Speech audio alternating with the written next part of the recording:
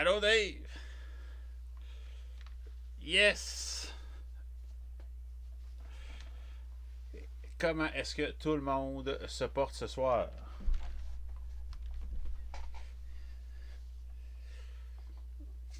Ouais. Ok, on va essayer de s'organiser un peu mieux.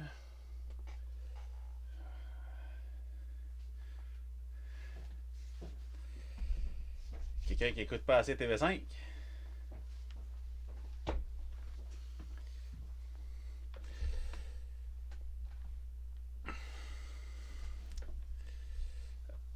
Ah, là ça va aller mieux là Dave. Je te jure qu'on va t'entendre maintenant. Et voilà. Est-ce que vous m'entendez, le chat? C'est même un peu trop fort. Attends. Hey, je m'entends dans mon moniteur. Tout va bien, tout va bien. Ouais, Lord Zach, on te chicanait parce qu'on n'a pas parlé de... on n'a pas parlé d'émoticons. On a parlé de chiffres et des lettres, puis là, je suis un peu fâché. Là, Sylvain aussi, il fait des émoticons. Là. Arrêtez-moi ça, si vous me faites peur. J'ai de la peine. Je comprends plus ce qui se passe. J'ai eu une dure journée. Ah boy, la vie c'est dur, Félix, la vie c'est dur. Ben écoute, raconte-moi donc ce qui a été dur cette semaine, Dave. Ah ben ce qui a été dur, c'est que j'ai vraiment beaucoup procrastiné. Fait que le cadeau Patreon que je vais poster à peu près une heure après le stream, ben je l'ai produit, mais je l'ai fini comme à 1 heure du matin. Toi t'es un oiseau de la nuit, Dave. Ouais, mais tu sais, je me suis installé là-dessus genre à, on va dire 9 heures en me disant, oh ouais, ça va prendre 1 heure. Puis ça a l'air que faire de l'écriture de l'écriture technique parce que j'ai écrit un petit jeu là, avec des cartes puis un D6 qu'on va mettre sur le Patreon. Ben là, c'est 3 pages d'écriture technique. Ah, c'est pas pareil, Là, hein. C'est vraiment plus compliqué que ça a l'air. ah oui, oui, non, non. L'idée, c'est que ce soit facile à lire puis à comprendre que les gens puissent jouer. C'est ça. Donc, Elikia Kala, bonsoir. Chindru, bonsoir. La Bonsoir tout le crowd monde. est là. Ah oui, moi, en tout cas, là, je suis vraiment content. Et on est juste dans le get together. On a déjà plein de monde qui nous parle.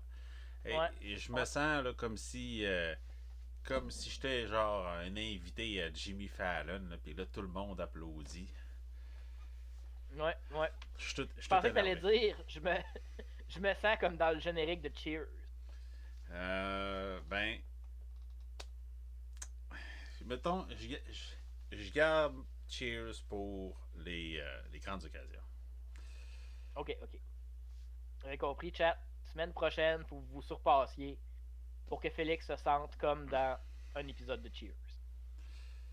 Euh, c'est drôle que tu parles de Cheers parce que on a terminé cette semaine d'écouter The Good Place, mettant en Ouh. vedette Ted Danson, Ouais, qui a fait ses débuts dans Cheers, justement. hmm. Je tellement. Je me suis fâché contre Ted là, entre la saison 1 et 2 de The Good Place. Là. OK. Ouais, ouais, écoute. Écoute, je sais même plus c'était quoi le spoiler, là. Mais tu sais, genre, en encourageant le monde d'écouter la saison 1 pour être prêt pour la saison 2, il a comme cassé le punch de la fin de la saison 1. Ah, mais c'est un accident. Ah, c'est un accident, mais tu sais, je veux dire, si ton neurochirurgien échappe un scalpel dans ton cerveau, Puis, c'est un accident quand même. de toute façon, le punch de la saison 1, Dave, je l'ai spoté dans le premier épisode. Genre, on écoutait le premier épisode, je me suis retourné vers l'élu de mon cœur. Puis, je lui ai dit, moi, dans le fond, je pense que. Puis là, elle a dit, t'as-tu déjà écouté?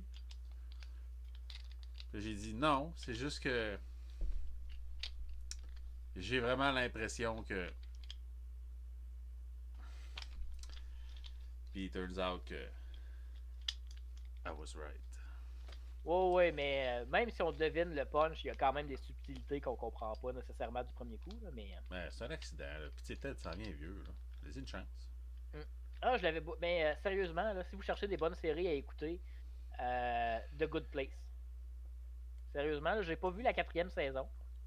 La première saison est vraiment bonne, la deuxième est vraiment bonne, la troisième est pas pire. Puis la quatrième, je l'ai pas vue. C'est intense. Mais en fait, non. La première, j'ai adoré. La deuxième, j'ai vraiment beaucoup aimé. La troisième, j'ai apprécié. Puis la quatrième, parce que là, j'ai l'air de dire que c'est juste correct, mais c'est vraiment de la bonne télévision légère. Ouf. Je connais du monde qui serait pas d'accord nécessairement avec ce statement-là, Dave. Que c'est de la bonne télévision ou que c'est léger? Que c'est léger. Mais écoute, là, on va mettre quelque chose au clair. Là. Moi, là, j'écoutais Breaking Bad parce que je trouvais ça léger puis rigolo. Puis tu sais, genre juste du mindless fun. Ouais, mais tu sais, Breaking Bad peut pas t'amener nécessairement, va pas nécessairement t'amener à faire une crise existentielle. The Good Place a beaucoup plus de chances de le faire. Mais Dave, écoute la saison 4. You'll get it. C'est dans la saison 4 qu'on fait des crises existentielles? Un petit peu. Ok. Puis, Parce que dans la saison 1, 2, 3, j'en ai pas fait, là. Non, dans la saison 1, 2, 3, ça se passe tranquille, là. Mais, un peu, là, j'ai comme ma lumière dans la face, tout le temps un peu, là, puis ça me tape ses nerfs. Ouais, je vais peut-être atteindre une des miennes aussi. Je l'ai. Je comprends pas. I don't get it.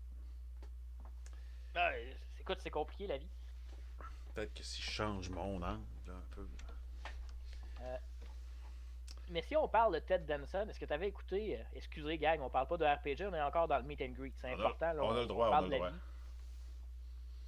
T'avais-tu écouté Bored to Death, toi? Non. Non? Ted Danson est excellent dans Bored to Death. C'est c'est une série malaisante un peu. Ouais. Ouais, dans le fond, le concept, c'est. Ça me dit quelque chose, pourtant. Ah, ben on avait Alex, notre ami commun, qui genre tripait sur cette série-là. Il y a Zach Galifianakis qui joue genre le meilleur ami du personnage principal. Ok.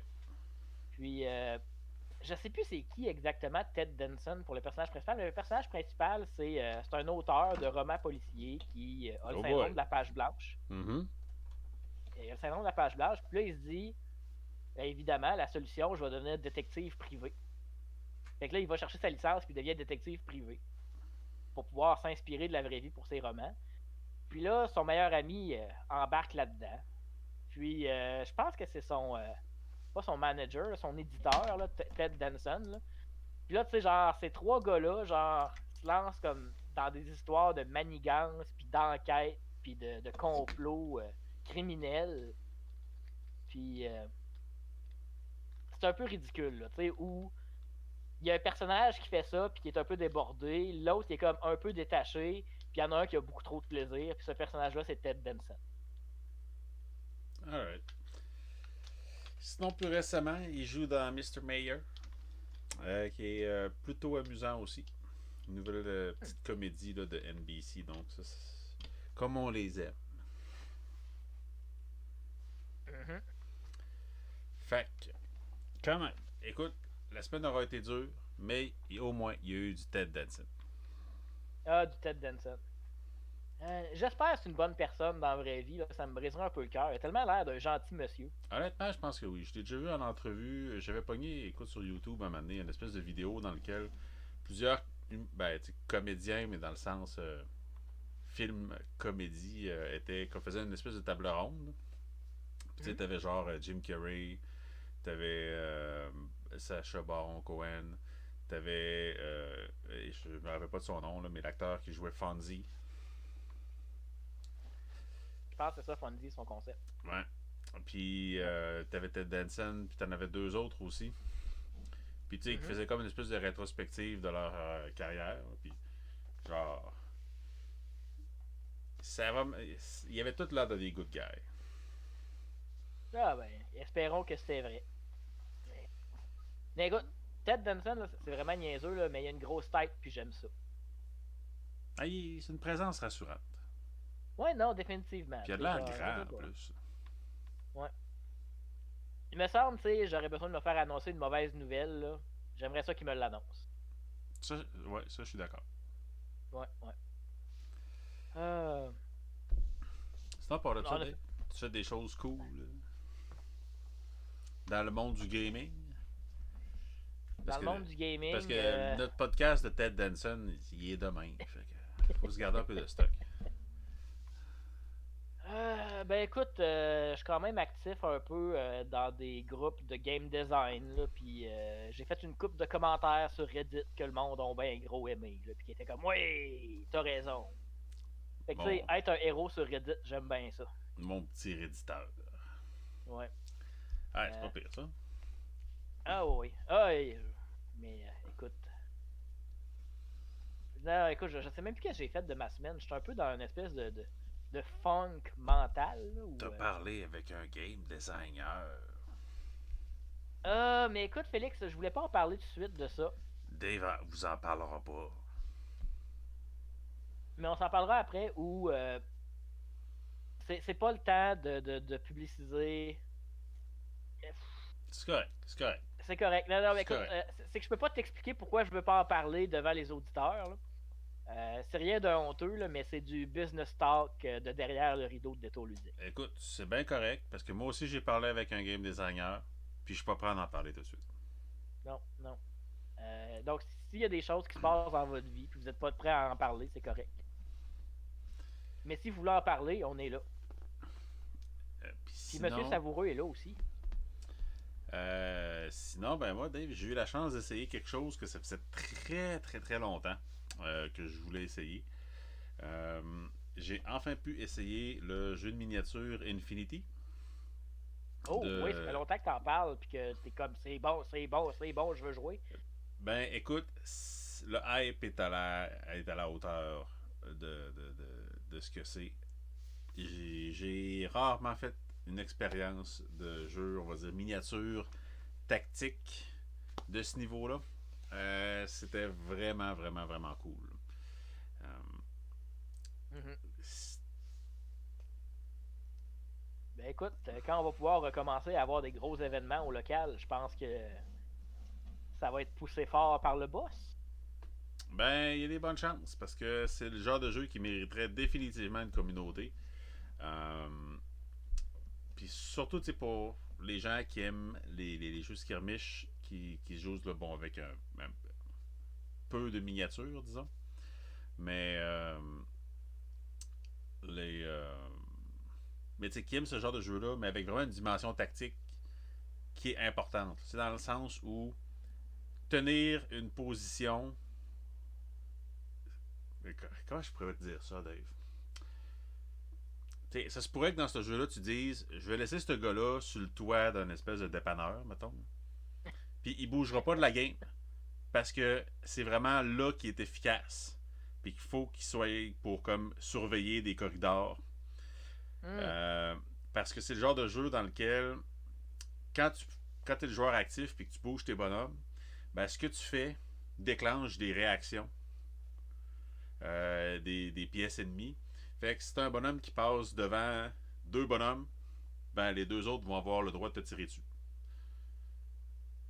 Oui, oui, oui. Ah, ben écoute, ça c'est quelque chose que j'appréciais vraiment beaucoup de Shadowrun dans ses règles. Écoute, c'est injouable selon moi parce que c'est trop compliqué, là, puis j'avais pas le goût, là. Mais un truc que j'aimais, c'est que l'idée de faire du Suppressive Fire, là, je pense que c'est du feu de couverture en français. Ouais, ouais, je pense que c'est Mais comme ça. l'idée de, tu sais, c'est une tactique militaire de base, là, je vais probablement fâcher des militaires s'il y en a dans le chat, là. Mais ultimement, des fois, tu veux tirer des balles pour tuer quelqu'un ou blesser quelqu'un.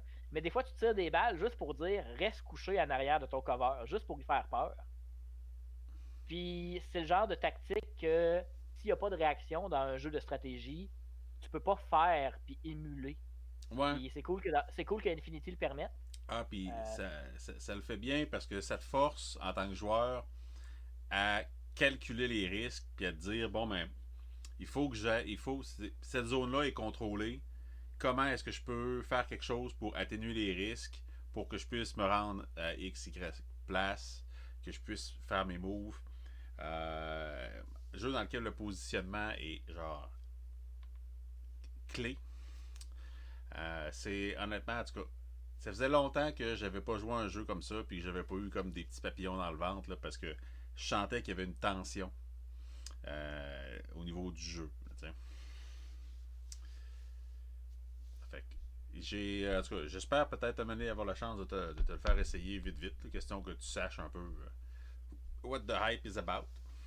Ouais, ouais, mais Mais écoute, il y a tellement de jeux, puis le- là, la liste moi, il s'allonge. faut que je joue à des jeux de rôle one-shot prochainement pour un petit projet qui s'en vient. Oh, J'ai mes. Ben oui, mais. Ben écoute, je pense qu'on peut le teaser ce soir, là. Mais tease, Dave. en avril, il y a une nouvelle saison de la page Facebook Le Beau Jeu qui va publier là, de façon très fréquente là, des articles, des reviews, là, des critiques de jeux. Puis j'ai rejoint l'équipe là, pour cette saison-là pour parler de jeux de rôle. Euh, Puis tu sais, dans le fond, de faire une petite collaboration où je vais faire une chronique écrite, je vais vous inviter à venir écouter moi qui en parle à Félix. Fait qu'on va voir de quoi ça va avoir l'air, ou des fois à l'inverse. Puis c'est ça, là, j'ai un petit dossier préparé là, sur les micro-jeux de rôle. Fait que là, tu sais, il faut que j'en essaie un peu pour pas juste donner mes impressions, mais un peu donner des critiques pour vrai. Euh, Quoique même des impressions là, sur les micro-RPG, c'est déjà intéressant. Là. Puis, Mais est-ce que tu à vas. voir. Est-ce que tu vas avoir besoin de joueurs, Dave? Définitivement, là, j'ai essayé d'en trouver cette semaine, mais souvent les gens sont pas disponibles les mêmes soirs, ou moi je suis pas disponible le bon soir, puis Ben, écoutez le chat. Si vous avez envie de faire du jeu de rôle, euh, puis que vous avez envie d'être cobaye, vous avez peut-être une opportunité. Là, je ouais, jump le gun, Dave. T'as le droit de me dire non, non, non, je veux pas. Mais non, en fait, je vais faire mieux que ça. Je vais essayer de trouver le lien du Twitch. Pas du Twitch, du Discord. Pour vous inviter sur le Discord, moi, je vais essayer d'être actif là. Puis de rechercher mes joueurs là. Puis dire ce soir-là, j'ai besoin de gens. Qui est disponible. fait que si Fait vous qu'on va manque essayer de de. mettre la communauté à bon escient. Puis, question que, écoute, c'est un événement d'étau ludique. Là, jouer avec Dave, c'est très, très glamour. Très, très, très Ah, écoute, glamour. moi j'ai adoré chacune de mes expériences de jouer avec Dave. Honnêtement, là, 5 étoiles. Pour vrai, moi je l'ai toujours dit. Être. Tu le sais, Dave, je DM beaucoup depuis longtemps. Et je ne joue pas beaucoup. Euh, parce que j'ai un passé sombre. Et. Et. Et T'as eu le cœur brisé, on va le dire demain. ouais, mettons que genre, j'étais avec mes amis, puis là, on avait du fun. Puis on s'est dit, hey, on va prendre un raccourci par la ruelle, venez-vous-en. Puis là, ben, il y a un DM qui nous a interpellés, on s'est retourné, puis là, le DM a tué mes parents. Ouais. Puis, Dans, c'est depuis ce dans, temps-là que. dans Railroad Avenue. Railroad Euh, Alley. Fait que, ouais. depuis ce temps-là, ben, je DM vraiment beaucoup, parce que je veux devenir le méchant, moi aussi. Puis, euh, Puis je l'ai toujours dit, si quelqu'un est pour reprendre ma sensibilité de joueur, puis me réouvrir les yeux, ben je veux que ce soit Dave. Ah, bah boy. Écoute, on va travailler ça là-dessus, Félix, mais t'es tellement un homme occupé, ça n'a pas de sens, là. Déjà, déjà que j'ai de la misère à trouver du temps où je sais que je te dérangerai pas pour parler de business stuff. Gamer en plus, là, est-ce que. Non, Un c'est jour. triste, Un c'est jour. triste. Ben, c'est parce qu'on est dans une phase là, où il y a vraiment beaucoup de choses qui doivent se mettre en place. Il y a beaucoup d'investissement de temps par rapport à certains projets dans les tours ludiques là, qui sont en train de se faire. Mais éventuellement, Dave, je compte bien avoir un peu de temps pour s'amuser entre amis. Ouais, non, écoute. S'il y a des gens qui nous écoutent, là, que vous êtes dans le secteur de Québec, vous voulez partir un magasin de jeux, d'un, faites-le pas parce qu'on va vous écraser. Mhm, mhm. Euh, mais si vous êtes ailleurs dans le monde, faites-le pas parce qu'après ça, vous n'aurez plus le temps de jouer. Faites pas de podcast de jeux de rôle non plus, vous n'aurez plus le temps de jouer. Écrivez pas des jeux pour un Patreon, vous n'aurez plus le temps de jouer. Euh, Arrêtez de procrastiner pas, vous n'aurez plus le temps de jouer. Ouais, ça, écoute. Eh, C'est. boy. Mais écoute, Dave, maintenant qu'on a lancé tout ça, qu'on est tous ensemble, là, entre amis de JDR, tard le soir. De Ouais. quoi qu'on parle aujourd'hui, Dave? Eh ben, ce soir, écoute, on va. La semaine passée, on a parlé de Donjon Dragon, puis dire faut sortir un peu de ses habitudes. Puis on a présenté des jeux qui étaient pas trop des paysans. On a Cette aussi dit semaine, que Donjon Dragon, ça vous prenait tout. Ça vous. Ça prenait tout ce qu'il y avait dans votre maison, puis ça vous laissait rien. ah ouais, ouais, écoutez, je me suis fâché la semaine passée. Là. Allez voir la rediffusion si vous l'avez manqué. Là. Donjon Dragon a payé pour ses crimes. Un des rares épisodes dans lequel il y a des scènes d'action. Ah oui, oui, il y avait des scènes d'action. C'est même pas une blague. Là. Il, y a vraiment, il y a vraiment une scène d'action. Là, Monsieur Savoureux dit Félix, refâche-moi pas. Écoute, Monsieur Savoureux, si tu te fâches, c'est de ta faute. Il faut savoir que Félix, M. fais juste dire la Savoureux vérité. il est extrêmement conservateur. C'est. Je l'ai déjà entendu dire que son rêve, ce serait de jouer à Donjon Dragon avec M. Harper.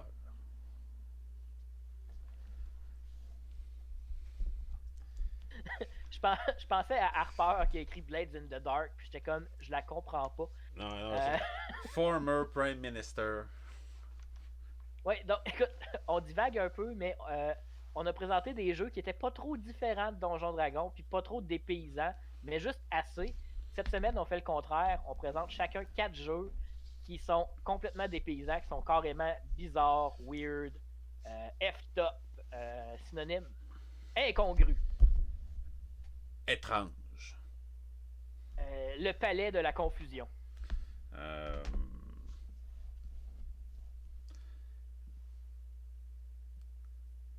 Des hors-là du jeu de rôle. Oui, oui, hey, Félix. Donc, c'est ça, ce soir, on présente rapidement 8 jeux vraiment étranges. On commence par lequel?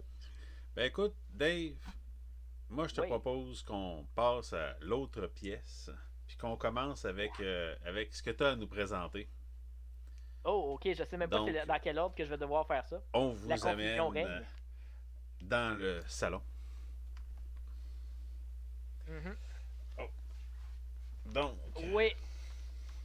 Oh là là. what is this, Dave? What is this? What is this?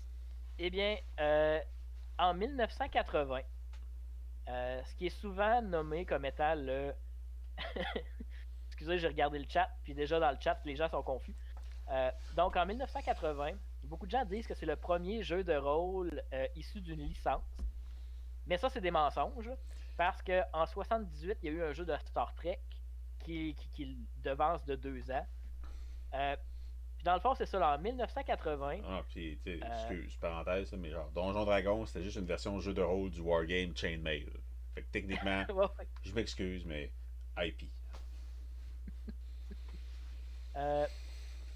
C'est l'enfer. Donc, le pire, là, c'est que j'ai fait un peu de recherche sur l'auteur. Puis tu sais, c'est vraiment. Ça a été fait par, je pense, Simulation Games, qui était spécialisé dans les jeux de guerre, les gros jeux comme de simulation de guerre. Ça a été écrit par James F. Donegan, qui a fait le projet. Là. Puis tu sais, si tu regardes comme son portfolio, c'est genre. Ah oui, pendant cette décennie-là, il a fait 100 jeux de guerre. Mais quelque part dans sa carrière, il a fait Dallas, le RPG. Ah non, pas 1990, 1980, Lord Zach. Oui, oui, on est 10 ans. Ah non, excusez, j'arrête de regarder le chat, je suis en train de perdre le fil. Concentre, Dave. Puis tu sais, James F. Donegan, là, je veux dire, il a écrit des articles sur historiques sur les trucs militaires, des livres sur la politique. Il a travaillé comme consultant en défense pour les États, puis des affaires de même. Mais un de ses trucs dans son portfolio, c'est d'avoir écrit Dallas, qui est c'est un jeu de rôle, on va dire, qui est vraiment à une autre époque, mais qui était incroyablement avant-gardiste. Puis, Félix, peux-tu aller à la prochaine diapositive, s'il te plaît? Certainement.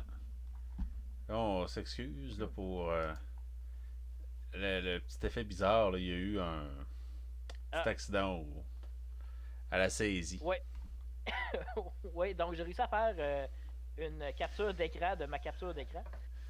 Mais ultimement, là, en haut, on a les statistiques du personnage, mais il n'y a pas de maître de jeu dans ce jeu-là.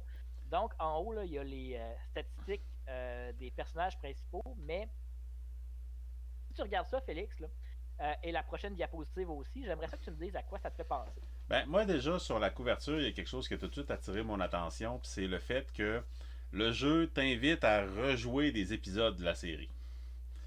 Euh, Ah oui, Carrément. Fait que c'est comme, ok, intéressant. Puis, je vais passer tout de suite à la prochaine diapositive, si tu le permets, question que ce soit peut-être un petit peu plus lisible, là, étant donné là, oui, oui. le petit whoopsie daisy. À quoi ça me fait penser? Ça me fait penser aux règles du Monopoly. Non, non, écoute, Félix, t'as pas catché la bonne chose. Ultimement, chaque feuille de personnage a un côté avec les habiletés du personnage, les choses importantes, euh, des aides-mémoire. Puis moi, je regarde ça, puis ce que je vois, là, c'est du proto-powered by the Apocalypse. Ce que je vois, c'est un playbook de GR. Ben, ouais, c'est quoi? Euh, Tu le vois, là. Tu ouais, le vois, là. là, je le vois un peu plus, là. Je vois où tu Puis, veux en venir. puis c'est un jeu assez incroyable où c'est possible de rejouer des épisodes. Il y a 3 épisodes inédits dans la boîte qui est sortie à l'époque. Puis c'est un jeu qui est 100 mètres de jeu, puis qui est joueur contre joueur, où il y a des points de victoire, puis à la fin d'un épisode, non, c'est pas vrai, il y a un mètre de jeu, il y a un mètre de jeu, je m'excuse, mais à la fin d'un épisode, un des joueurs est déclaré le vainqueur. Ben, c'est sûr que si JR Puis, est impliqué, il va y avoir des gagnants puis des perdants. ok. Mais la façon qu'un épisode est monté, si tu veux aller, ah, ben, ouais, passe à la prochaine diapo, on en parlera après, mais on va changer un peu l'image, pour faire plaisir aux gens. Euh, donc la façon que c'est monté, c'est que c'est un jeu. Il y a des mécaniques de dés pour s'attaquer entre joueurs, là, pour dire comme ah, ben là, je vais essayer de te séduire. Et là, quelqu'un qui dit mais non, la police vient m'aider parce que j'ai la carte de la police ou j'ai la carte du professeur Bayard. Mais ultimement, il y a des cartes au milieu de la table, puis les joueurs vont comme prendre possession de ces cartes-là. Puis, dans un épisode, les joueurs se font dire en secret pour faire des points de victoire, il faut que tu aies tel objet. Fait que là, ça peut être des personnages, ça peut être des organisations.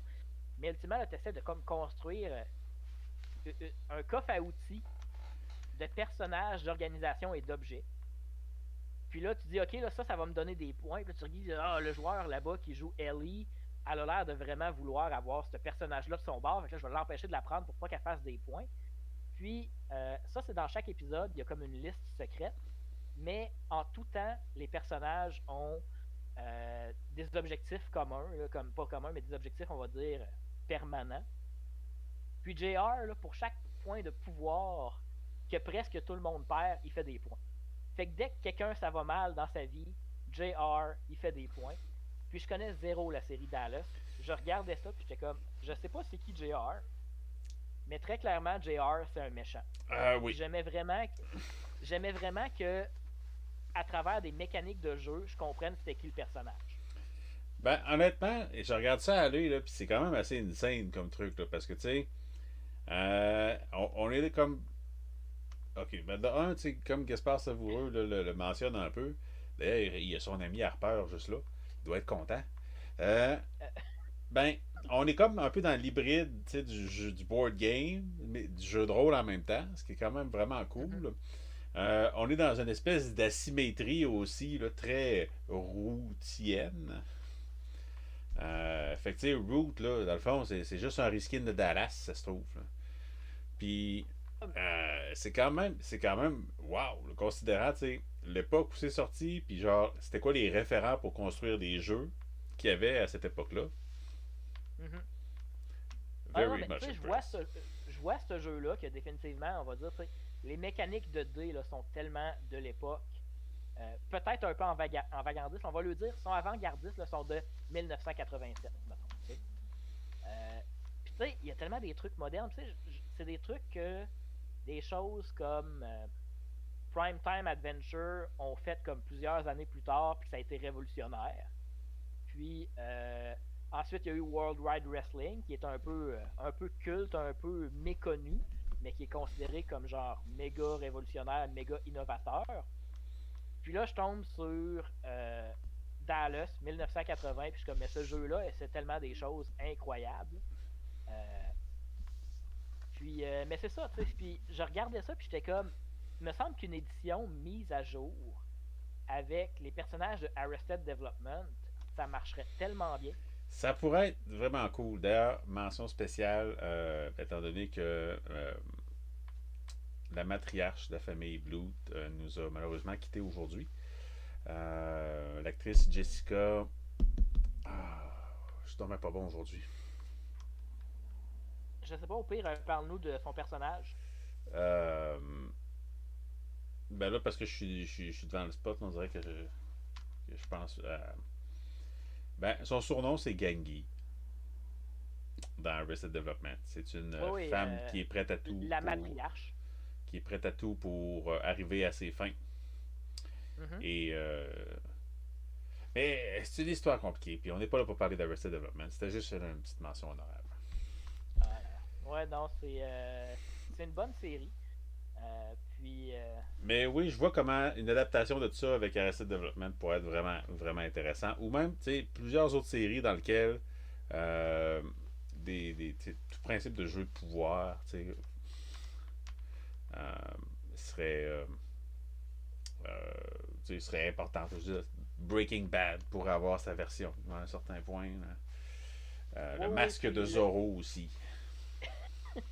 mais ce qui est dommage de ce jeu-là, c'est que c'est vraiment là, tout est fait pour faire que du Dallas.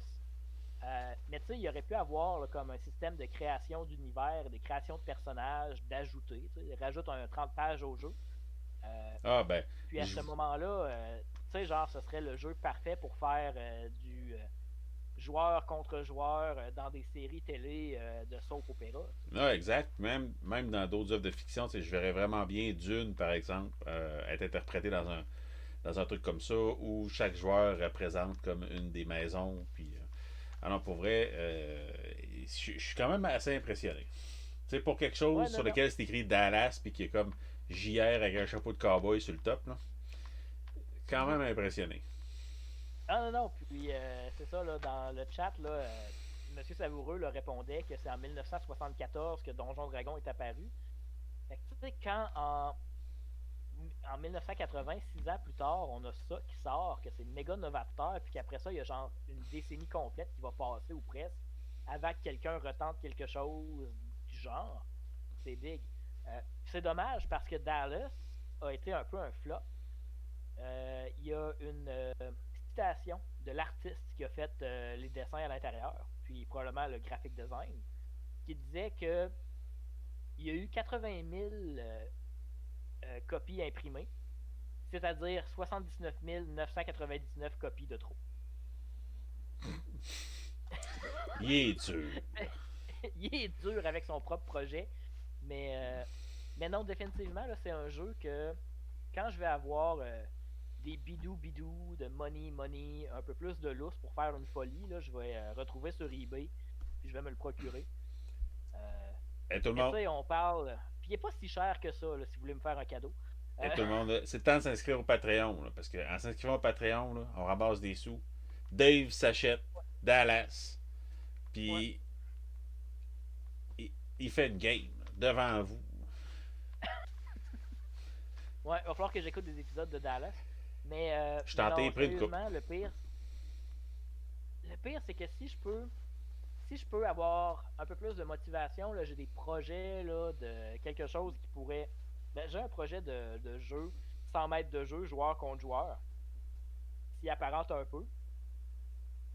Sinon, faire un JDR de l'île de Gilligan, j'aimerais ça. Ouais, C'est sûr que je pourrais pas avoir la licence de l'île de Gilligan. ouais c'est J'imagine encore qu'elle drôle, coûterait hein, trop c'est pas. cher. Faut poser des questions. Mais avant, ça nous prend des patrons.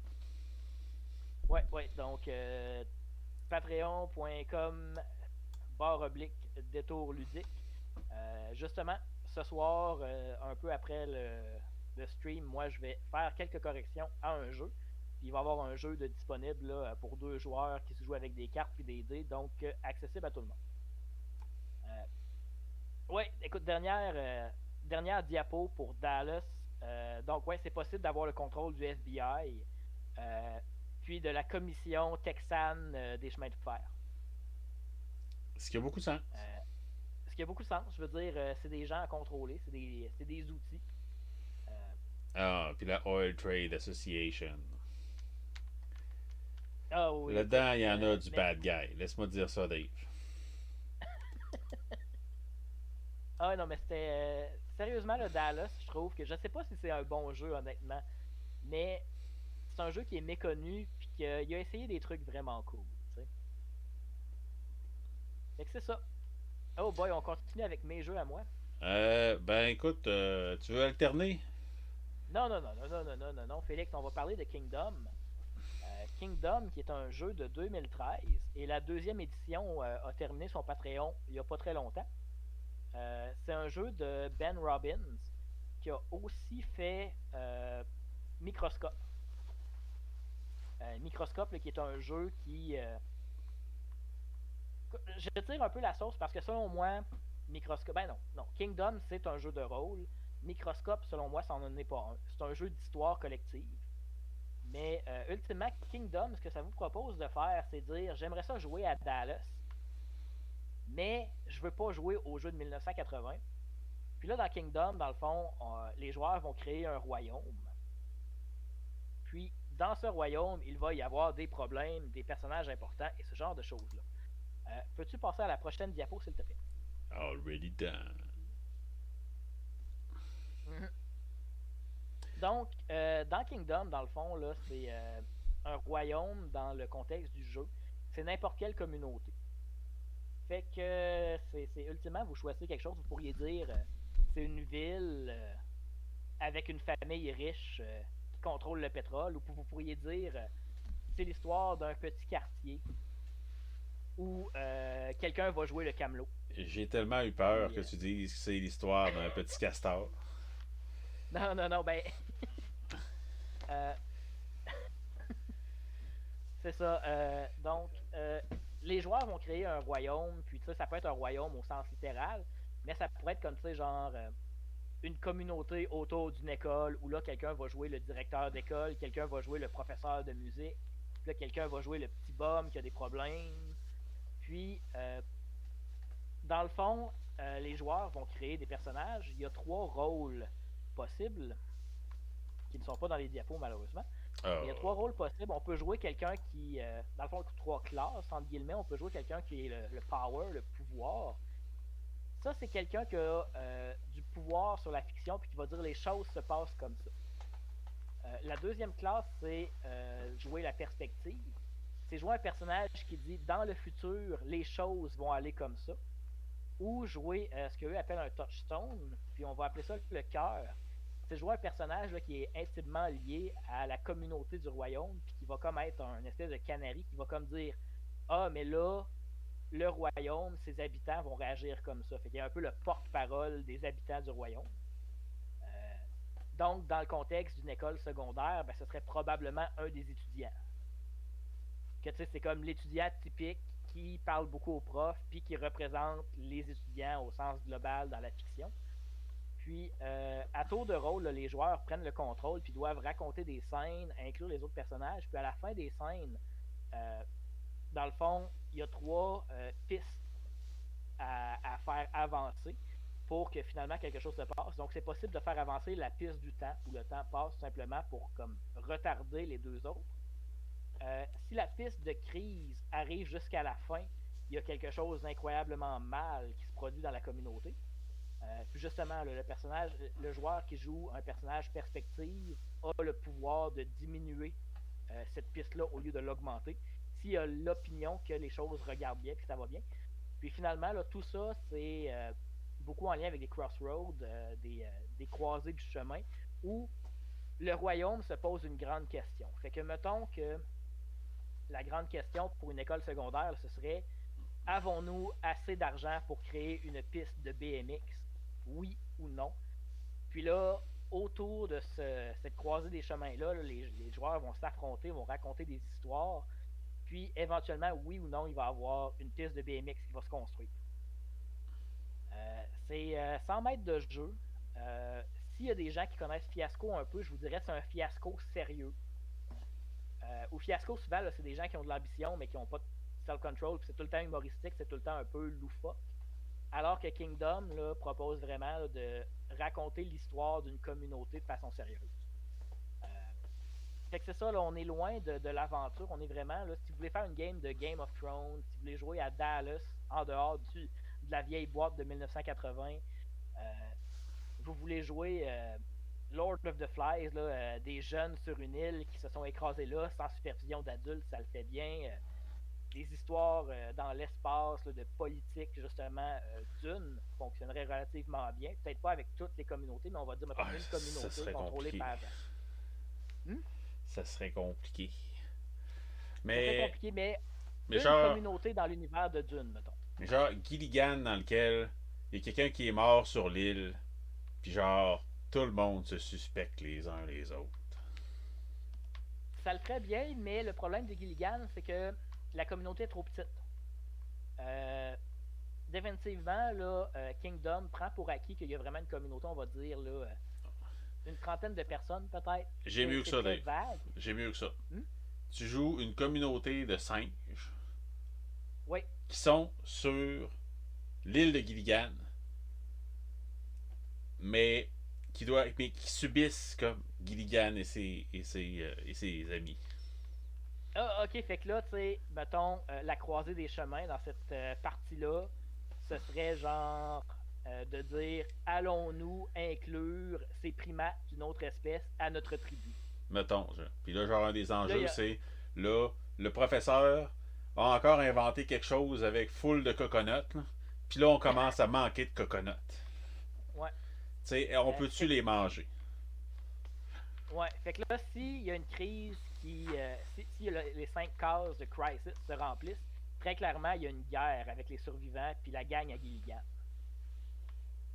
Tu vois, j'écouterai ce Mhm. film-là. Écoute, je pense que c'est le prochain projet le prochain épisode dans la saga de la planète des singes. C'est ça le synopsis. Nice. Euh, Dave, j'ai vu un peu par accident c'est quoi la prochaine diapo, puis j'ai vraiment hâte. Ok, Est-ce que c'est ok. le temps? Il y a un pas pire délai sur le stream, donc il va falloir que tu me dises on est à quel diapo pour que je puisse suivre. Ok, ben là, on est à la première de ton prochain jeu. Je suis pas sûr qu'on les a dans le même ordre, mais est-ce que ça commence par un N? Oui, monsieur. Oui, eh bien. Ah, ça c'est la feuille de personnage de Noumenon. Euh, que j'ai oublié d'aller vérifier c'était quelle année, mais je crois que c'est 97. J'ai pas le nom de l'auteur. Mais Noumenon est un jeu de rôle que je me suis posé la question, est-ce qu'il y a des jeux de rôle qui se jouent avec des dominos? Puis quand les gens disent oui, oui, oui, il y a des jeux de rôle qui se jouent avec des dominos, c'est comme ça que quelqu'un découvre Noumenon. Puis c'est le début d'une grande aventure. La première fois que Noumenon Dave est m'a le. parlé de ça, là, ça m'a jeté Quoi? à terre. Ok. Eh bien, écoute, là, vous voyez un peu de quoi la feuille a l'air. Là, je vous dirais, tu sais, il y a comme une ambiance, mais on va aller à la prochaine diapo qui est la couverture du livre. Puis là, normalement, c'est écrit nous mais non en gros. Puis il y a un sympathique personnage sur la couverture. Écoutez, là, c'est quoi qui se passe là? Pourquoi il y a une espèce de grosse coquerelle égyptienne avec des pouvoirs magiques? Eh bien, la réponse, c'est parce que dans nous mais non, le fait que vous jouez avec des dominos, c'est comme juste le début. Parce que ce que vous jouez, c'est ce qu'ils appellent des sarcophagies, des sarcophagi, ou un sarcophagus. Puis, c'est pas clair qu'est-ce que vous êtes, mais ce qu'on sait, c'est que vous êtes des gros insectes de la taille d'un humain, et vous êtes tous télépathiques. Puis, au début de l'aventure, parce que Noumenon vient avec son propre donjon, dans le fond, c'est pas un jeu de rôle qui vous propose de faire vos propres aventures, c'est un jeu de rôle qui vous propose une aventure dans le livre. Donc au début, là, vous tombez du plafond, vous sortez d'un cocon, puis vous savez pas trop qui vous êtes. Ce que vous savez, c'est que vous êtes là pour une raison. Vous savez pas laquelle. Vous êtes des grosses coquerelles géantes.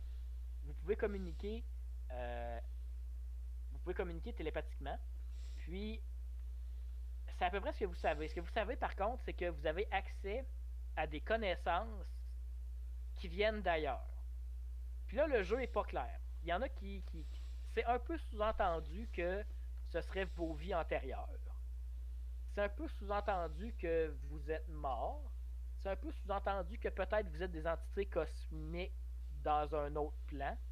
Puis justement, le jeu propose d'explorer ça. Peux-tu passer une diapositive, s'il te plaît, Félix? With pleasure. Oh, que j'aime où ça s'en va. Oui. Donc, c'est ça, il y a plusieurs types là, de sarcophagi. Puis, ils vont avoir, il y en a qui vont pouvoir voler, il y en a certains qui vont pouvoir faire plein de choses, se battre, etc. C'est haut en couleur. Puis, chose intéressante, là, quand les joueurs, dans le fond, avec les dominos, il faut comme connecter les dominos pour faire une chaîne. Puis, tout simplement, si vous vous aidez entre vous, comme vous êtes télépathique, vous pouvez piger des dominos les deux et faire une plus grande chaîne. Donc, c'est vraiment un jeu qui montre que ces espèces de gros insectes-là sont une communauté entre elles. Puis, ils sont liés. Ils sont profondément liés. Puis, si on va à la prochaine diapositive.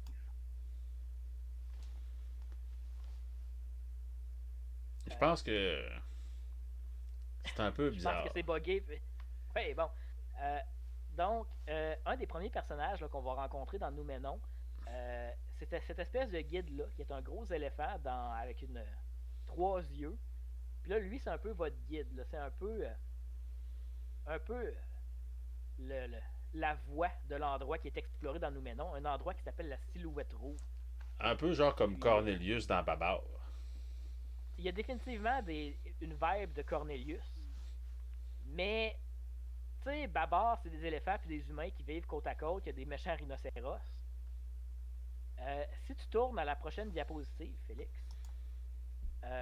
Oh dans boy! Noumenon, je veux dire, un gros éléphant dans un trench coat, avec sa cravate, c'est quelque chose de assez normal.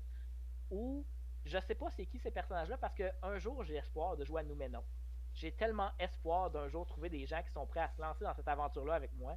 Et je veux pas me gâcher de surprise parce que ultimement, là, il y a, je pense, 120 pièces différentes dans la Silhouette Rouge. Puis, ultimement, là, les joueurs disent on va rentrer dans la troisième du corridor, à droite. Puis là, le maître de jeu tourne la page de cette porte-là et explique ce qu'il y a à l'intérieur. Puis dans une de ces pièces-là, il y a ce sympathique personnage-là qui a l'air dubitatif et très affamé. Mais il est peut-être gentil, je ne sais pas. Il est peut-être très très sympathique, je ne sais pas. Il me fait penser au monstre Prochaine. de la saison 2 là, de X-Files qui a brisé l'enfance de beaucoup de monde. Mm-hmm. Évidemment. Puis si on va à la prochaine diapositive, une autre pièce qu'on peut visiter dans Noumenon, avec un art style, avec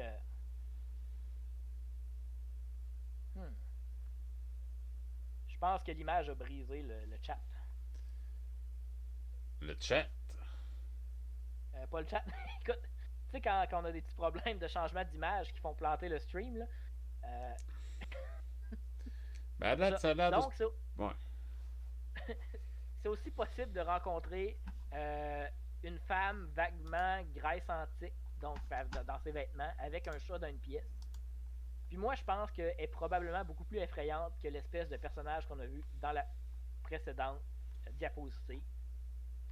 Mais les deux personnages existent dans la Silhouette Rouge. Puis, on peut les rencontrer. Sinon, prochaine diapositive. Oui. Désolé, j'ai eu un petit problème d'éclairage. Et voilà. Pas de problème. Donc, je sais pas si on peut dire qu'on peut rencontrer ce personnage-là parce qu'il a l'air.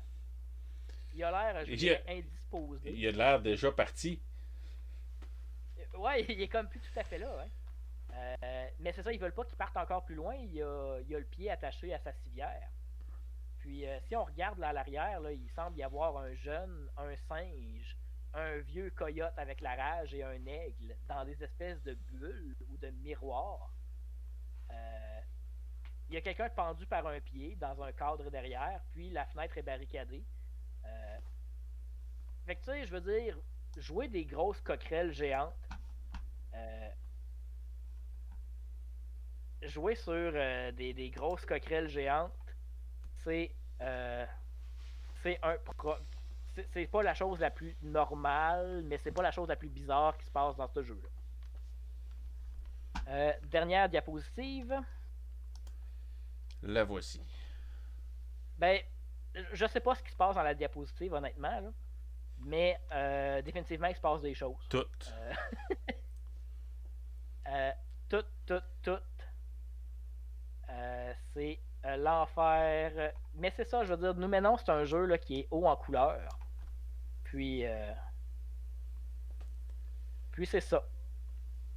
Je vous dirais, là, une moment donné, c'est une espèce d'endroit bizarre que même le maître de jeu sait pas où ça s'en va.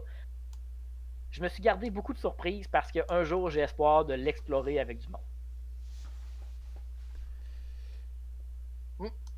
Le chat nous dit que faudrait Ouais. peut-être augmenter le son du chat du J'ai- stream un peu, s'il vous plaît. J'ai monté le son un petit peu. Parfait. Et ton petit dernier maintenant, Dave. Un petit dernier, mon quatrième.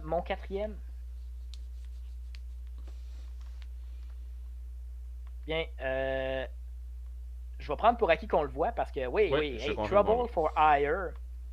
Le fait que là, si vous regardez la couverture, là, c'est écrit Trouble for Hire, donc du trouble à engager.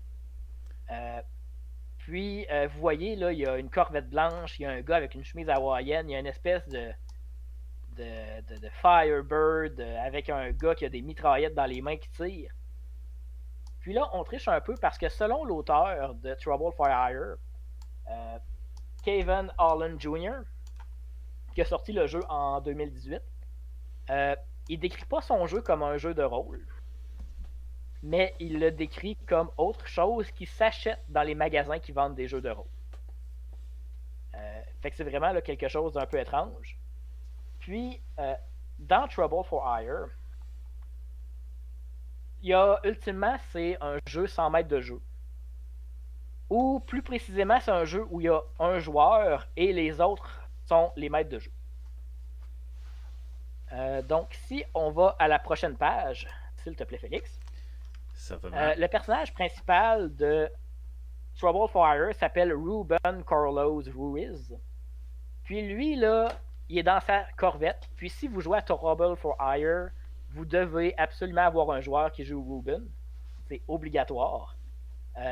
Puis justement, là, je pense que sa corvette date de 88. C'est un modèle très précis de corvette. C'est très important. Puis là, lui, là, il se promène au Nouveau-Mexique puis dans le sud des États-Unis pour faire des livraisons parce qu'il est un genre de paperboy.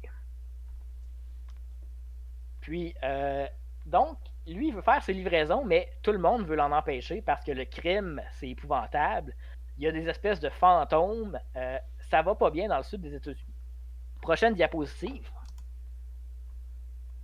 Un des joueurs prend, dans le fond, le contrôle narratif. Les différents éléments de l'histoire sont contrôlés par différents joueurs.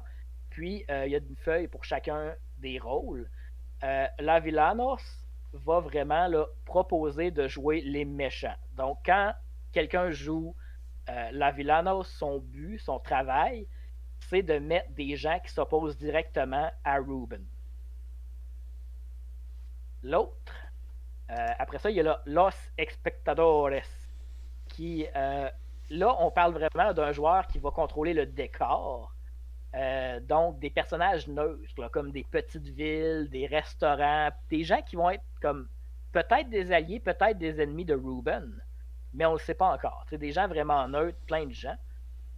Si on voit la prochaine diapositive, il y a la Extrano, que là, c'est vraiment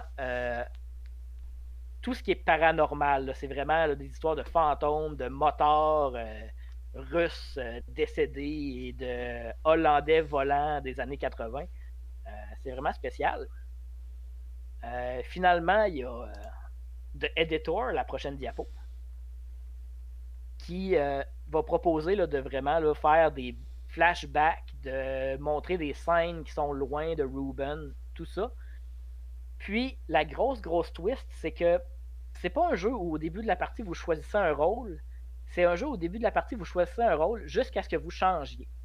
Puis là, il y a toute une économie de points, puis tous des systèmes de jeu où les joueurs là, se passent le contrôle puis disent OK, là, fait que là, moi, j'ai plus assez de points, fait que je vais abandonner Ruben, je vais aller prendre sur la table ce rôle-là que personne n'a joué depuis longtemps parce qu'il y a plein de points dessus.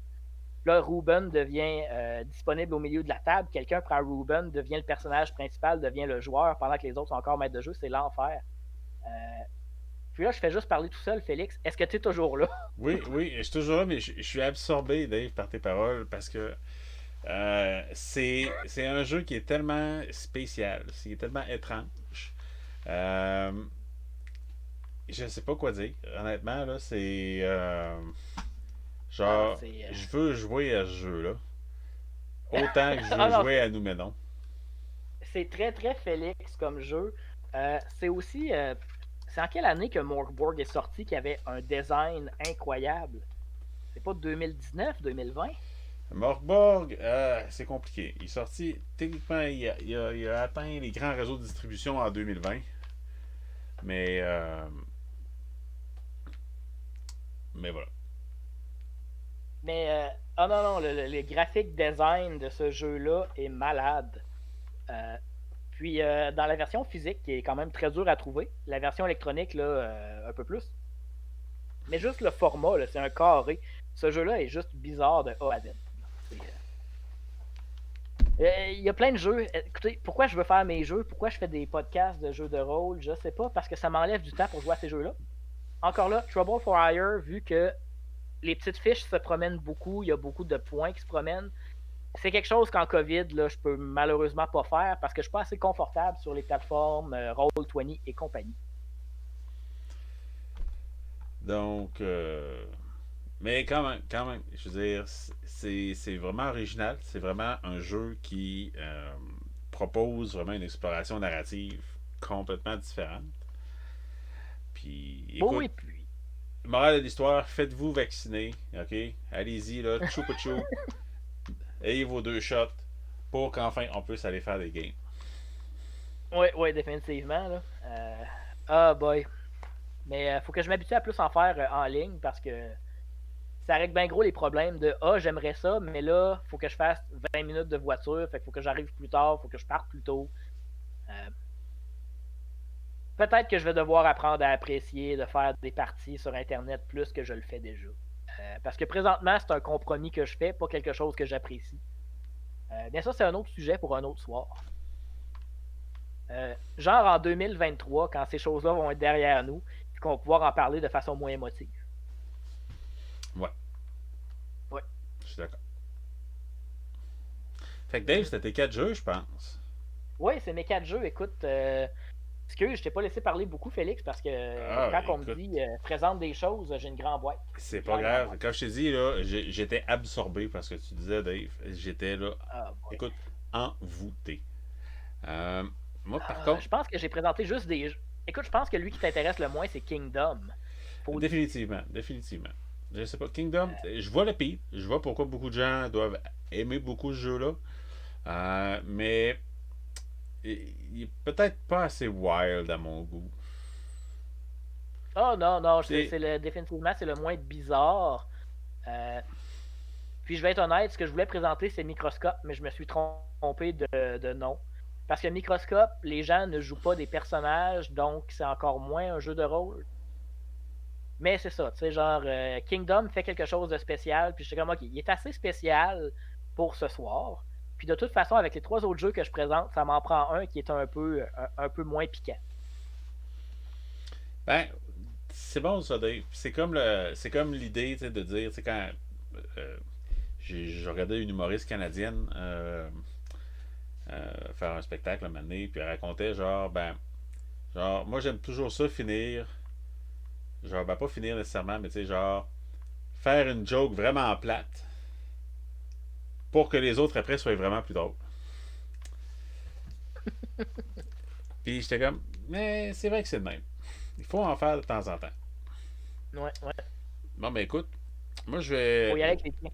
je vais vous inviter à repasser dans le salon pour que je vous présente mes jeux, ma petite sélection de jeux bizarres. Le premier que je vous présente a été une méga révélation pour moi. Quand j'ai lu ça, ça m'a jeté à terre. Ça a été une des lectures les plus difficiles parce que c'est le genre de jeu que tu peux pas lire au complet. Puis ne pas tout lire je touche au livre en ce moment, puis je lutte encore. Donc, je vous présente à Las Vegas. Euh, Ouf. un jeu unique en son genre. Il n'y a pas d'autre façon de le dire. À Las Vegas, c'est un jeu dans lequel les joueurs vont. En fait, ça se joue à 4 joueurs. Et c'est un jeu qui se joue en 4 sessions. Oui, In and c'est out. méga. Il ne peut pas avoir plus que 4 sessions. Le jeu, c'est 4 sessions de jeu. Euh, Mhm. chose qui est assez particulière, bon, dans Las Vegas, on joue des personnages qui se réveillent dans un désert. Euh, genre, ils se demandent un peu où est-ce qu'ils sont, voient une espèce d'explosion nucléaire au loin avec une silhouette d'homme mystérieuse. Puis, lorsqu'ils se retournent de l'autre bord, ils voient une ville, Vegas. Mhm. Euh, puis, c'est l'histoire de ces personnages amnésiques-là qui essaient de comprendre où est-ce qu'ils sont, qu'est-ce qu'ils font à Vegas. Euh, c'est un espèce de mélange là, de Fear and Loathing in Las Vegas mélangé à n'importe quoi de Cronenberg. C'est vraiment fou. Puis ce qui est vraiment particulier Mhm. avec le jeu aussi, c'est que, comme je vous disais, le jeu c'est 4 sessions, 4 joueurs, et c'est un DM différent pour chaque session. Donc, celui qui est DM pendant la première session va être joueur pendant la deuxième, la troisième et la quatrième. Et le deuxième DM va devoir continuer l'histoire, dans le fond, là où le deuxième, là où le premier en fait l'a laissé, et continue de la faire progresser. Le, donc même le premier DM, lorsqu'il commence l'aventure, il sait pas où ça s'en va. Non, non, c'est vraiment spécial. Puis ça, je sais que tu voulais faire une partie, puis tu as dit non, je peux pas gaspiller à Las Vegas parce que malheureusement, c'est une expérience unique. Là, où vous pouvez pas rejouer au jeu puis avoir la même expérience Oui, parce que vous ben, connaissez l'histoire. ouais, non, c'est sûr, parce que c'est vrai que quand je l'ai lu, ben d'un, j'ai lu, je suis condamné à être le premier DM parce que j'ai lu la première aventure. Euh, arrêter de lire, c'est avéré extrêmement difficile parce que Mhm. c'est vraiment du bonbon. Et puis, bon, c'est ça, j'étais en discussion avec Dave puis d'autres personnes un petit peu là, pour faire une partie. Puis découvrir ça un peu, là, se lancer là-dedans puis vivre des choses folles. Puis je me suis rendu compte que, ben bon, tu sais, avec le visio, la distance, ça mettait beaucoup de potentiel de faire patate. Puis, c'est Mhm. ça, à Las Vegas, ben en fait, découvrir à Las Vegas, ça arrive juste une fois. C'est sûr que je peux leur jouer avec d'autres mondes après, puis tout, mais j'aurais toujours, quand même le risque de savoir un peu ce qui s'en vient.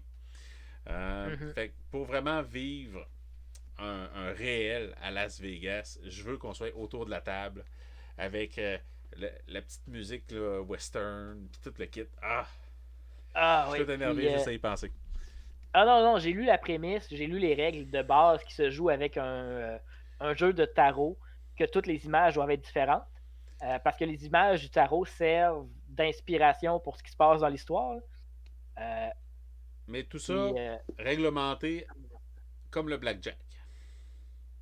ouais, parce que à Las Vegas, Blackjack.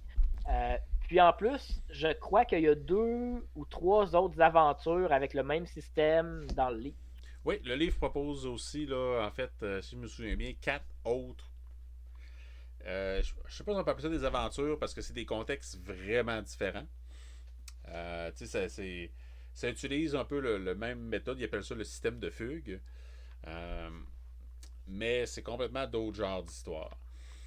Mhm. Puis aucune d'entre elles, malheureusement, m'a autant séduit que celle de à Las Vegas.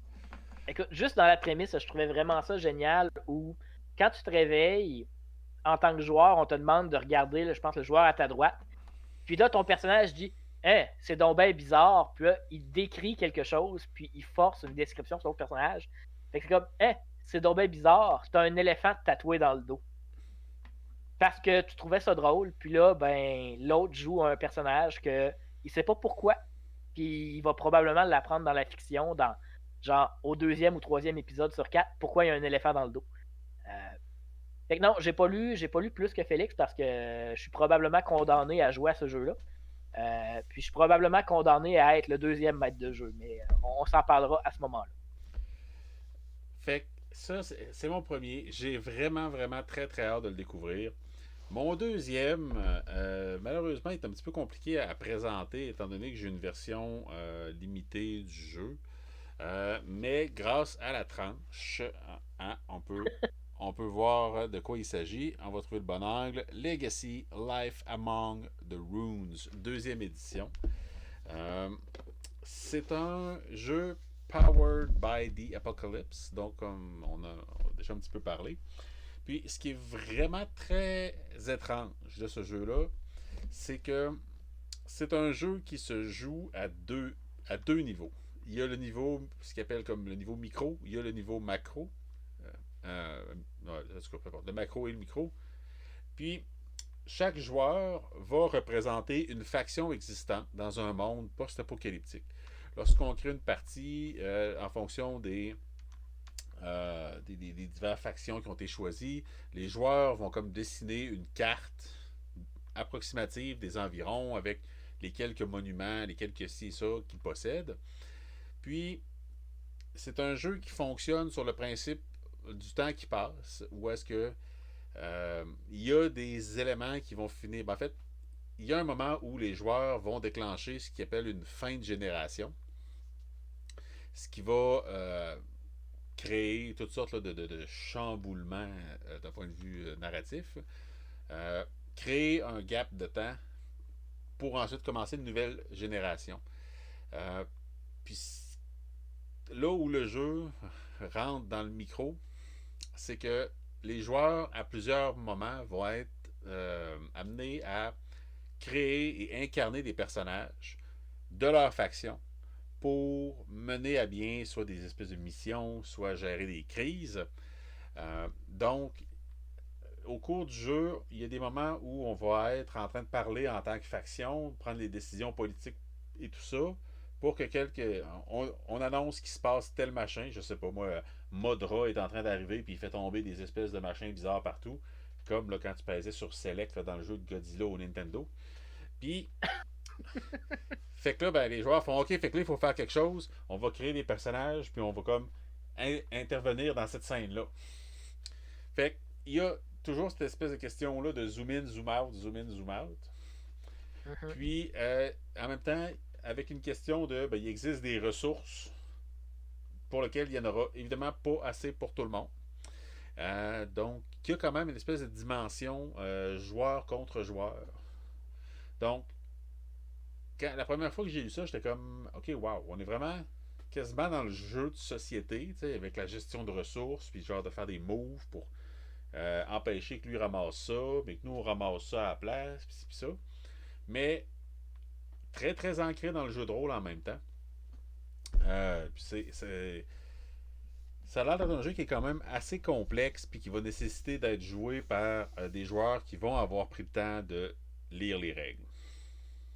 Je voudrais pas être un DM qui se lance là-dedans avec un groupe de joueurs qui ont jamais joué à du Apocalypse, puis qui sont pas trop trop chauds à l'idée de faire, mettons, un peu de joueur contre joueur, même si c'est pas nécessairement le focus principal du jeu.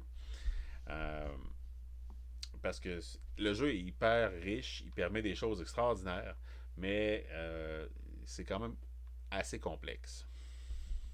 Ouais, non, pour avoir tenté l'expérience avec une variante euh, que j'ai pas aimée, là, mais on en parlera une autre fois.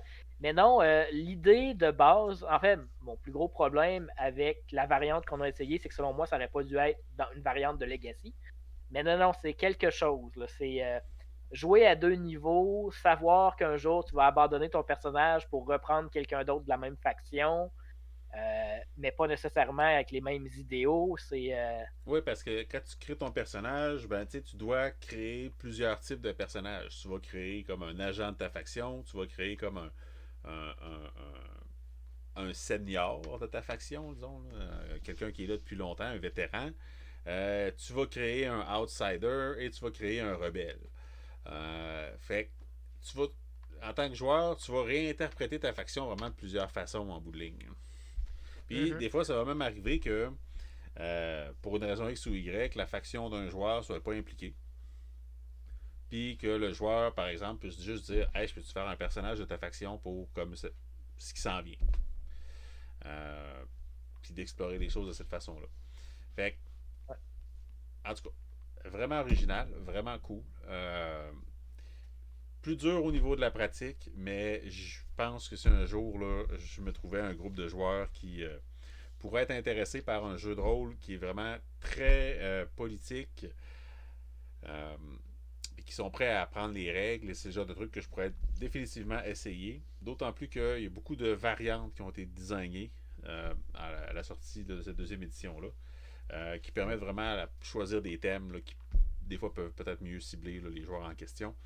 Euh, il y en a un sur un thème plus médiéval, il y en a un sur un thème comme plus spatial, en fait. Là. Ça fait t'as comme des groupes de personnes qui se réveillent dans une espèce de gros vaisseau spatial qui, genre gros comme Madagascar, qui genre doit faire une mission, mais pour une raison X ou Y, il y a quelque chose qui a planté, il y a du monde qui se réveille, puis il y a genre plein d'affaires pétées partout, puis fait qu'il faut comme réussir à réparer les choses, puis chaque génération qui avance, ben le vaisseau est un peu plus scrap, puis il y a comme un petit peu plus de monde qui se réveille, puis fait vraiment des belles possibilités. Eh, avant de passer au prochain jeu, Félix, peux-tu nous remettre la tranche à l'image comme on n'a pas Certainement. de diapositive, s'il te plaît? Certainement. Donc, oui, je suis vraiment là. Je suis désolé pour les diapos. J'ai manqué de temps cette Ouais. semaine. Donc, Donc, Legacy. Legacy, Life Among the Ruins. Puis, livre, là, quand même, là, encore une fois, très, très bien édité, très bien écrit, très, très beau à lire. Des illustrations là, qui sont vraiment très chouettes. Maudit papier glacé. Ouais, parlant de maudit quelque chose, ça n'a rien à voir avec Fist of the North Star, mais comme c'est post-apocalyptique, j'ai essayé de faire de l'humour. C'était pas drôle, je m'en excuse. Quand vous regardez l'image, vous dites ça n'a pas de sens, ça en avait pas, oubliez ça. Donc, mon prochain, parce que j'aime ça faire grimper Dave dans les rideaux. Ah, Félix, t'aurais dû. Ok, Félix, attends-moi 2 secondes. Beach Patrol. Ah, ça y est, il grimpe dans les rideaux. Il grimpe dans les rideaux. Ok, ok, là j'ai manqué ce que tu disais, Félix. Je grimpais dans les rideaux. Je criais que tu grimpais dans les rideaux. Ok, c'était vrai. Oh boy, t'es en train de devenir tout flou parce que ta webcam est d'accord avec moi. Elle grimpe dans les rideaux. Ben écoute, aucune honte. Parce que Beach Patrol. Ok, on va retrouver l'angle magique. Je pense que c'était par là. Ouais, comme ça, comme ça. On va l'avoir. Beach Patrol. Ok. Euh, Dirais-tu que c'est un bon jeu, Félix? je dirais que c'est un très bon jeu d'aventure. Mais.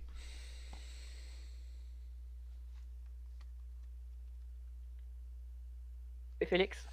Mais. Pas un bon jeu d'exploration relationnelle. Dans le fond, Beach Patrol est un jeu qui a été designé par Alan Barr, qui est principalement connu pour Tiny Dungeon, Tiny Superpower, Tiny Tavern, etc. Et Beach Patrol est vraiment un jeu dans lequel on va jouer. Les joueurs sont comme une espèce de groupe de teenagers qui sont comme dans les genres de safeguard. Les sauveteurs de la plage, Félix. Ouais, C'est ça le mot que tu cherches. ouais, mais c'est les sauveteurs de la plage, mais tu sais pas tu joues pas des adultes, là, tu joues comme l'équivalent des scouts sauveteurs de la plage, j'imagine.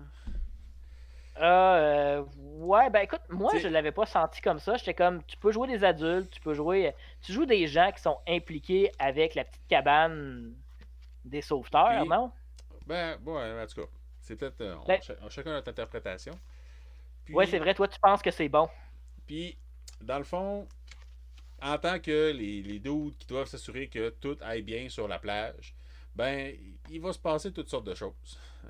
Mais c'est un jeu qui va vraiment dans les directions de l'absurde. Puis,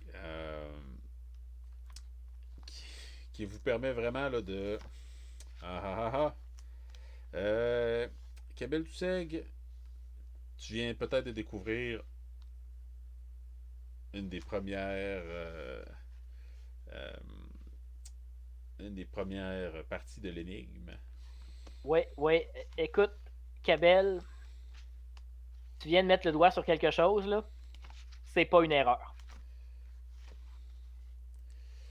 Et puis, fait que c'est ça, tu sais.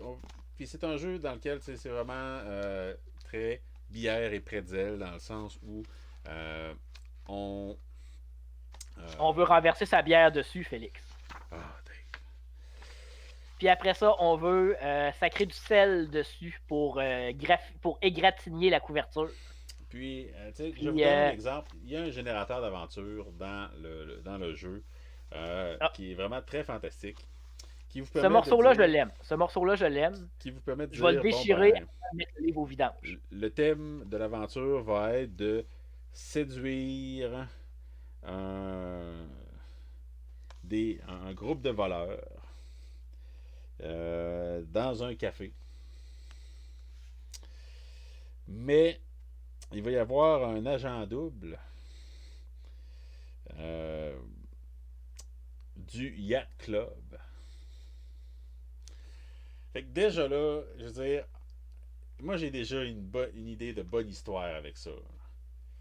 Ah oui, oui, non, définitivement, la portion maître de jeu, la portion création d'aventure de Beach Patrol est géniale. Là, où finalement, tu apprends que les avocats vampires sont en train d'essayer de En fait, non, ça, vendre Dave, la cantine locale. t'es en train de sauter les étapes. Parce qu'il n'y a pas de ça dans Beach Patrol.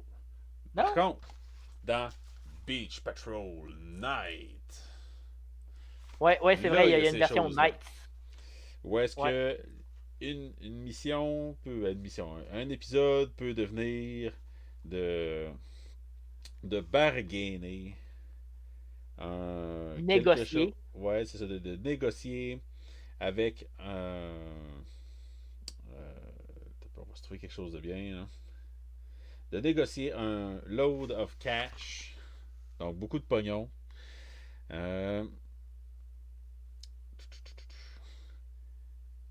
T'aurais dû sortir dans. un D6 tout simplement pour rouler Ouais, puis hein, faire ça aurait confiance été. au dé. Hein. Dans un nightclub qui est dirigé par euh, Dis les vampires, Félix. les vampires. Les vampires. Ça aurait pu être genre la laziness aussi, ce qui aurait été quand même très cool. La En fait, laziness. en fait non, La c'est ça. paresse. En fait, ça, c'est plus comme un inconvénient dans l'aventure. Puis l'antagoniste, ben là, ça va être les Seagulls.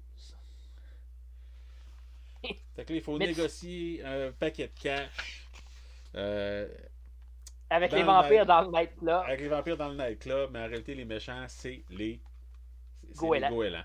C'est juste parfait. C'est juste parfait. Je veux dire, je pourrais faire des séries télévisées avec ça, littéralement. Puis le jeu est vraiment fait pour dire que c'est un jeu d'aventure. Fait qu'il y a un problème, vous êtes le groupe des super amis, puis vous allez comme affronter le problème. Puis tu sais, what you see is what you get. Je l'aime dans le sens où tu le prends, tu joues ça, puis that's it, puis what you see is what you get.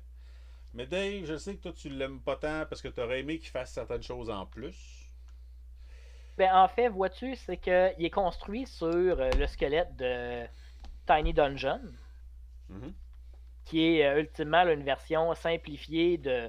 Ben, c'est pas une version simplifiée de Donjon Dragon, mais ça propose de jouer à du Donjon Dragon simplifié. Tu sais, des chevaliers, des magiciens, des elfes, des nains qui vont dans des donjons vivre des grandes aventures. Fait que le jeu est construit autour de ça. Puis moi, si je veux jouer des ados sauveteurs à la plage, je veux jouer de la drama. Tu sais, je veux des Ben, histoires de ah ben là, il m'a pas invité au party, puis là, j'ai de la peine, fait que là, j'ai décidé de casser avec son frère, puis c'est le genre de choses que, quand je vois Beach Patrol, je m'imagine. Je m'imagine, tu sais, de la drama Ben, cucu de tu sais, Alerte à Malibu. à quelque part, il va en avoir, je pense. C'est juste qu'il va quand même garder le fil conducteur de l'espèce de trame narrative. T'sais, ça sera pas juste. Euh, ça sera pas nécessairement comme dans un jeu Apocalypse où genre les joueurs vont faire du drama entre eux puis le DM va manger du popcorn pendant ce temps-là. T'sais. Ah oui, mais écoute, ce qui me fâche dans cette histoire-là, là, c'est que quand quelqu'un fait cet argument-là avec Donjon Dragon, là, t'es genre, ah, mais ça, c'est pas Donjon Dragon qui le fait, là, c'est la table. Mais là, tu pardonnes cette faute-là à Beach Patrol. Ah, en fait, moi ce que Là, je dis, c'est que Beach Patrol, c'est un jeu d'aventure dans lequel il va se passer, genre, il va avoir un problème qui va affecter la plage. Puis tu vas devoir trouver une solution pour régler genre la plage. Puis que ce soit safe à nouveau, puis que les gens puissent se retourner se baigner. Si tu veux inclure du drama dedans, ok, ça va être ta job en tant que. Ben, les joueurs peuvent le faire, etc. etc. Mais il n'y a pas de mécanique en soi dans le jeu qui vont le faire. Tu sais, je comprends que tu aurais aimé qu'il y ait ça, Dave. Mais je c'est pense pas une que question. ça allait au-delà de. Mais écoute, Dave, regarde, t'es pas raisonnable.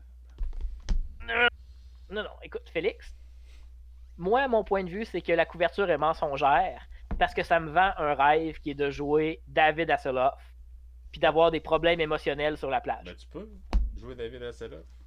Puis Mais ça je se peux peut. jouer David Hasselhoff dans Donjon Dragon aussi. Ouais, mais t'as peu, regarde, je vais t'en faire, moi, des problèmes émotionnels. Parce que, tu vois, l'aventure de cette semaine, là, ça va être de passer à travers un. Une baleine. Mais, Passer à travers. mais ça va Focus, être. Félix, focus. Ça va être de retrouver un Lucky Charm. OK. Probablement dans la station de police. Euh, parce que la bien-aimée de David Hasselhoff euh, l'a perdu. Pense que c'est de ta faute. Puis le méchant là-dedans, là, ben c'est comme le policier qui l'a ramené au poste.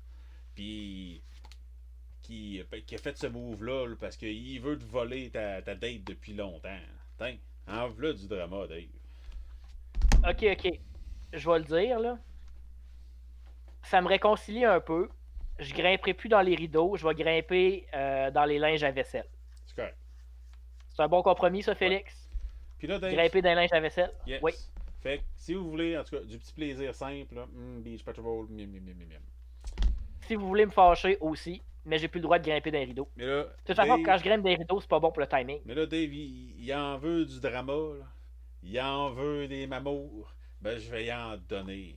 Ah, Parce que, ah oui, ça c'est un bon jeu. parce que mon dernier jeu que je vous présente est nul autre que Visigoth versus Molgoth. Un jeu dans lequel on va être amené à jouer des gothiques de centre d'achat dans un espèce de 90s fictif, dans un centre d'achat fictif, ou tout simplement les tribus qui ont contribué à la chute de l'Empire romain, toujours dans des 90s fictives, dans un centre d'achat fictif. Mhm. Un jeu dans lequel il faut trouver l'amour, smoocher, beaucoup d'employés de centre d'achat. Et ça, Ouais. peu importe le genre et les accords. Oui, oui, c'est un jeu qui est très progressiste. Tout le monde peut donner des petits becs à tout le monde, presque. Presque. Chaque personnage dans le livre est disponible ou pas à donner des petits becs et à qui il veut en donner, si je me trompe pas. Exactement. Chaque Parce que dans ce centre d'achat fictif existe toutes sortes d'employés, toutes sortes de Mhm. magasins dans lesquels il y a toutes sortes d'employés et chaque magasin a évidemment là, ses employés avec ses préférences, ses qualités, ses défauts. Donc Mhm. c'est vraiment un jeu de drama. C'est comme une espèce de dating sim, si on pourrait dire, dans lequel on... si on joue les Visigoths, ben on va essayer de faire comme échouer les plans des gothiques de centre d'achat, puis genre de leur voler le date. Puis si on joue les gothiques de centre d'achat, ben ça va être un peu ça, mais envers les Visigoths. Je vais vous présenter une petite image Ouais. du centre d'achat en question. Maudit papier glacé, encore une fois. Personne demandait ce que ce soit comme ça.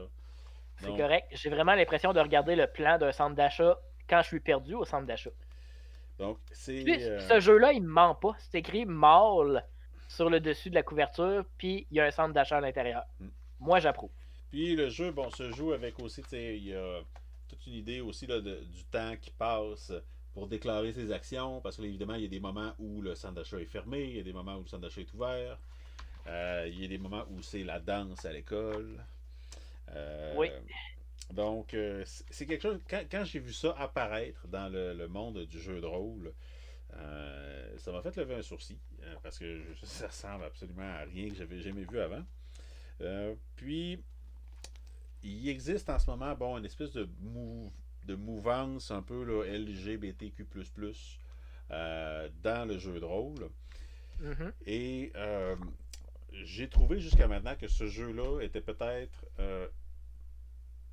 un des plus accessibles, je pense, pour, on va dire, le grand public, et pas nécessairement juste une communauté LGBTQ+, à vouloir essayer, parce qu'il y a énormément de thèmes dans les référents de ce jeu-là, qui sont soit des séries avec lesquelles on a grandi, euh, puis qu'on peut juste prendre plaisir à recréer. Parce que même si dans ce jeu-là, il y a des homosexuels, il y a des lesbiennes, il y a des trans, il y a des asexués, avec, tout est là, tout l'arc-en-ciel est là au complet. Euh, ben, ça reste que tu peux l'interpréter un peu comme tu veux. Puis ça peut être quand même, je pense, un bel outil pour permettre à beaucoup de gens d'empathiser plus facilement, je pense, avec ce genre de réalité-là. Euh, Ah, puis c'est dans un contexte assez. Tu sais, très clairement, avec un titre comme ça, là, euh, c'est très, c'est très humoristique, là, c'est léger. Là, ultimement, tu sais, Monster Art, qui est vraiment là, une espèce de métaphore sur découvrir sa sexualité à l'adolescence, ben, c'est pas ça que Malgoth versus non, Visigoth exact. propose. T'sais, ça, on a l'exemple Et, de tu vas le découvrir comment moi je l'ai découvert. Puis avec toute la noirceur que ça peut impliquer, tandis que Visigoth versus Smallgoth arrive vraiment avec euh, une légèreté, si on peut dire, là, où est-ce qu'il va y avoir beaucoup d'humour. Je pense un peu là, au Conquérant, quand on joue du côté des Visigoths, par exemple, que son pouvoir, c'est de pouvoir faire accroire à n'importe qui, dur comme fer, que quelque chose de moderne a été inventé par les Visigoths. Fait que lui peut ça, arriver c'est et dire ouais, écoute, là, les rollerblades. un petit peu. Écoute, là, Félix, les rollerblades. un petit Non? peu, un petit peu.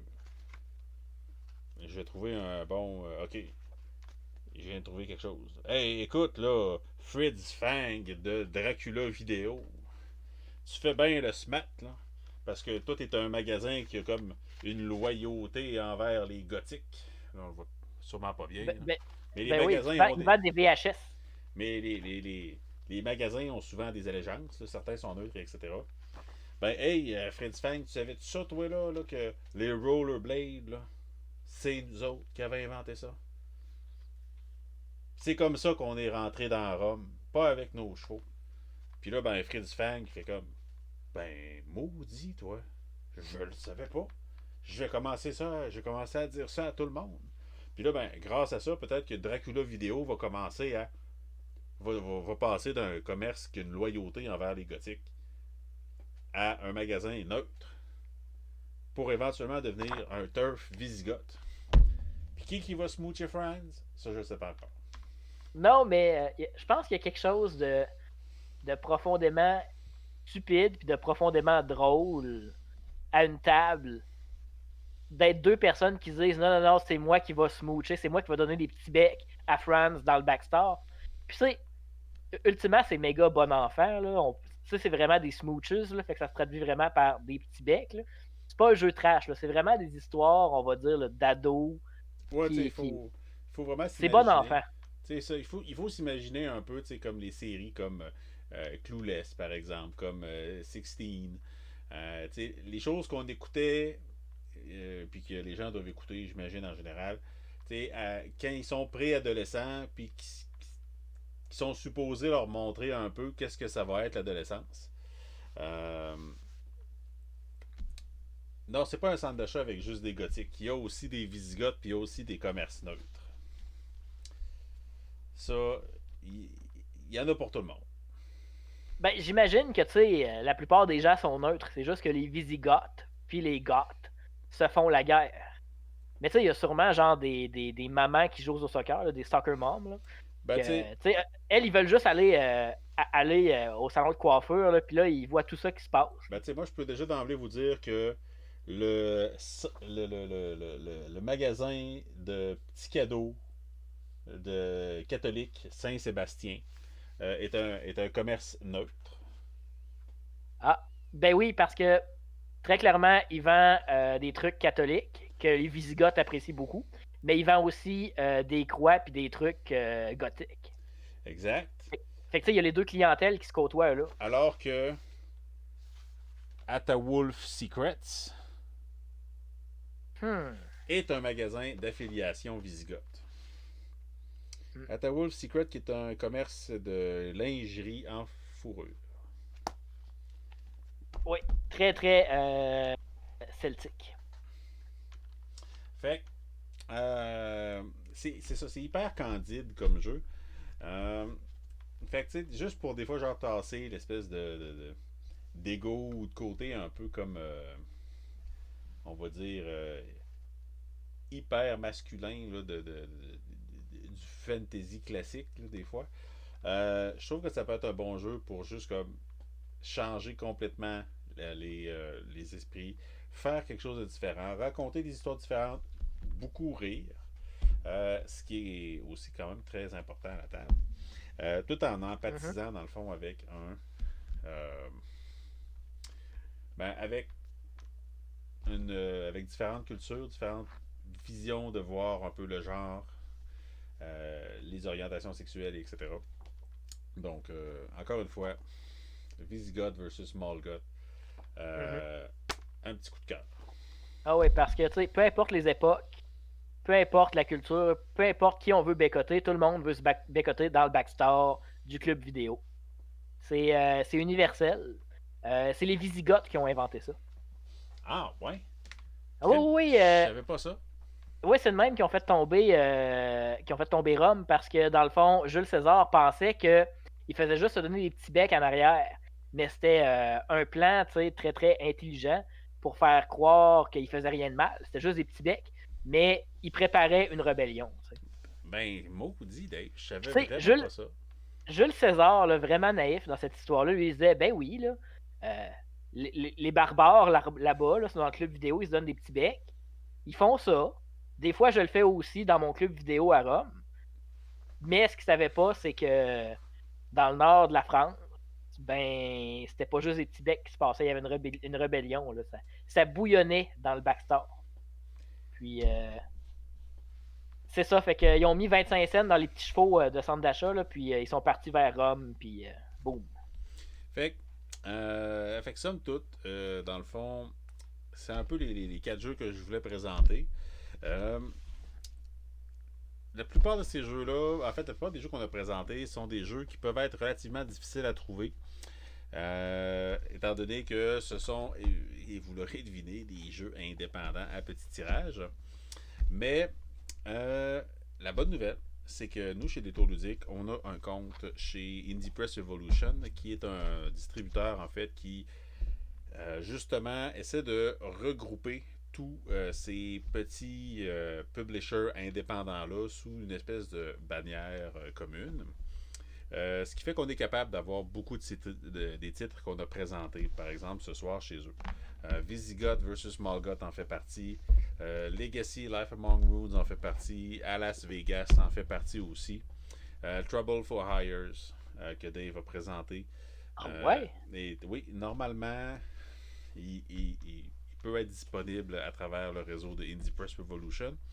Donc, s'il y a certains pour nous, mais non, Kingdom, je Numénon est pense que intro. oui.